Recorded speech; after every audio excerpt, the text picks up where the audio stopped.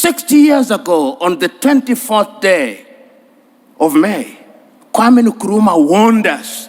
He said, if we are not united, they are going to interfere with us militarily. They are going to interfere with our economy. They are going to interfere with our agriculture. They are going to interfere with our health.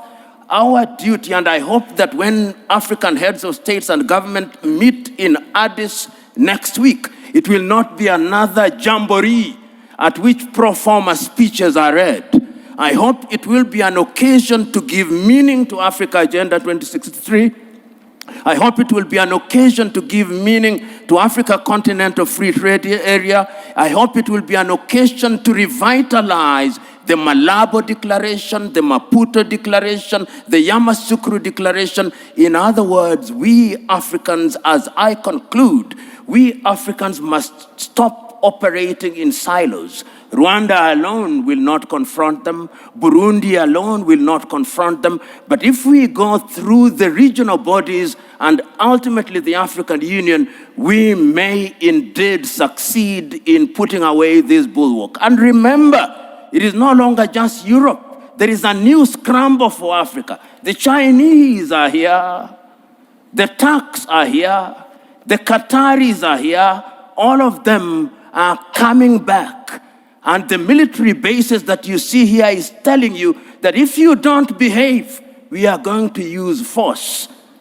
Sometimes I wish, and I'm saying this seriously, that we too had a nuclear weapon, because that is what Europe and America understands. The impact of European and American and Russian and Chinese interference is a raw wound. It is not something that is in the past. It is something that is happening as we speak. And therefore, when we speak to it, we are speaking to it to warn ourselves of the reality. When we speak about the Danidas and the NGOs, these are bodies whose raison d'etre is to ensure that we remain in a perpetual state of begging. That is what we are doing to warn ourselves. And we are not for 1 minute saying that we will shut ourselves out from the rest of the world. What we are saying is that we must define how we engage with the whole world. And we are saying that as individual countries, we are weak, and the rest of the world wants to operate and to deal with us in our weak state. The United States of America are dealing with Rwanda on second-hand clothing. Rwanda cannot resist them. Burundi cannot. Kenya cannot. Uganda cannot. But if we are East Africa with a population of 300 million, we can. If we are SADC, we can. If we are ECOWAS, we can. So this is what we are saying. And we are saying further that going forward, we must also recognize our internal weaknesses. And what is our weaknesses? Chinua Achebe said it very well. The problem of Africa is simply and squarely one of political leadership. The rank of many political leaders in Africa are thieves. Let's call them by their name. They are thieves. They are individuals who are not interested in the interest of this country. And as long as we continue electing such individuals into positions of power across Africa, they are going to be manipulated. What then is the responsibility of the citizenry? The responsibility of the citizenry is to make demands.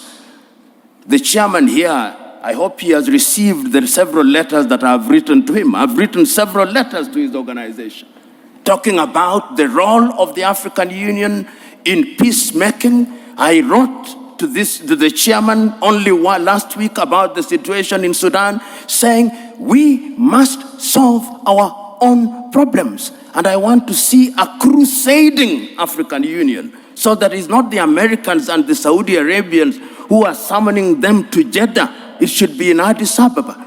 In a nutshell, Joe, what I'm saying is that we have a responsibility to ourselves, both at the leadership level and at levels of the civic society.